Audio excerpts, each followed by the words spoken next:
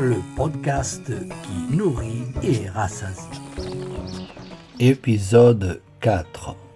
L'ABC de l'anxiété et sa véritable cause.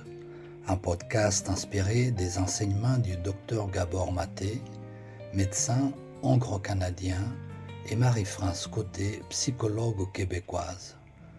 Un des aspects les plus douloureux de l'anxiété est la façon dont elle déforme notre perception de la réalité. Par exemple, lorsque nous sommes anxieux, tout nous paraît plus menaçant.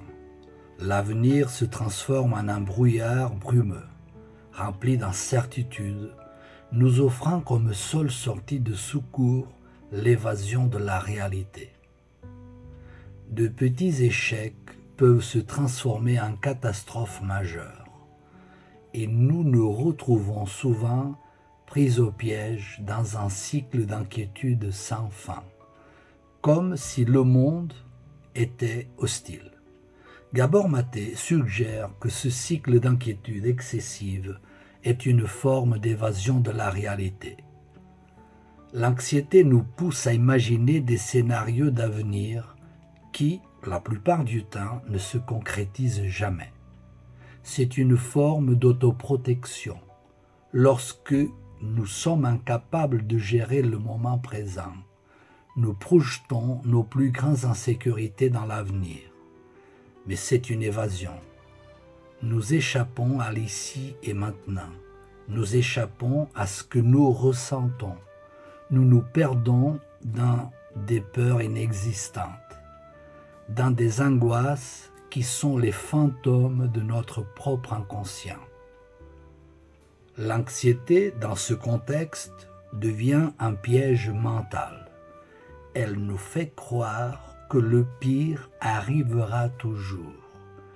Elle nous fait vivre dans l'anticipation d'un futur qui n'arrive jamais, mais qui, dans une certaine manière, nous ronge déjà. Lorsque nous sommes anxieux, nous avons l'impression d'avoir perdu le contrôle. Nous devenons otages de nos propres pensées, et cela nous empêche de vivre pleinement. Ce que le docteur Maté nous enseigne, c'est que pour surmonter l'anxiété, il est important d'affronter cette peur de l'avenir.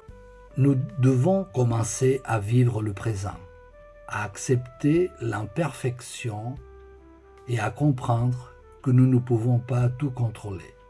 Nous ne pouvons pas empêcher la vie d'avoir des hauts et des bas, mais nous pouvons choisir comment y réagir. Nous pouvons donc apprendre à surmonter l'anxiété et par la suite nous entraîner à accepter la peur sans la laisser dominer notre vie. Le rôle du traumatisme dans l'anxiété. Lorsqu'on parle d'anxiété, on ne peut ignorer l'influence du traumatisme. De plus en plus, des psychiatres estiment que le traumatisme est la cause profonde de l'anxiété. Mais contrairement à l'idée reçue, le traumatisme ne se limite pas aux événements extrêmes ou dévastateurs.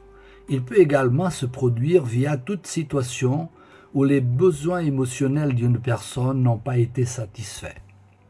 Exemple, un enfant qui grandit dans un environnement où ses parents ne sont pas disponibles émotionnellement, où ses besoins affectifs ne sont pas reconnus, cet enfant peut ainsi vivre dans un état d'insécurité constant. Par conséquent, il apprend que l'amour est conditionnel, qu'il n'est accepté que s'il répond aux attentes des autres. Avec le temps, cet abandon émotionnel crée un vide en lui et l'anxiété est le mécanisme qu'il utilise pour tenter de combler ce vide. Un autre point important à soulever est que nous n'avons pas besoin d'avoir un souvenir conscient de ces traumatismes émotionnels pour qu'ils affectent notre vie. Souvent, ces expériences sont enfouies dans l'inconscient, mais elles continuent d'influencer notre comportement, nos relations et surtout notre santé mentale. C'est pourquoi l'anxiété peut survenir de manière inexplicable, même sans cause claire et immédiate. Surmonter l'anxiété implique donc de reconnaître les traumatismes non guéris, d'apprendre à gérer les blessures du passé et de laisser libre cours aux émotions refoulées pour qu'elles puissent être libérées. Ce n'est pas facile, mais c'est nécessaire pour briser le cycle de l'anxiété. La bonne nouvelle est que l'anxiété peut être surmontée.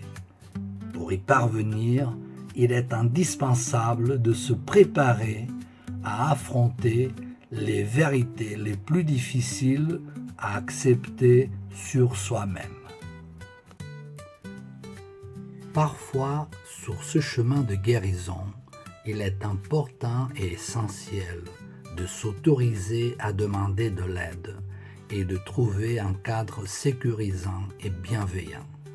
Optez pour un professionnel apte à vous aider à débusquer les zones aveugles afin que vous puissiez plonger dans votre ressenti sans crainte. Le podcast qui nourrit et rassasie.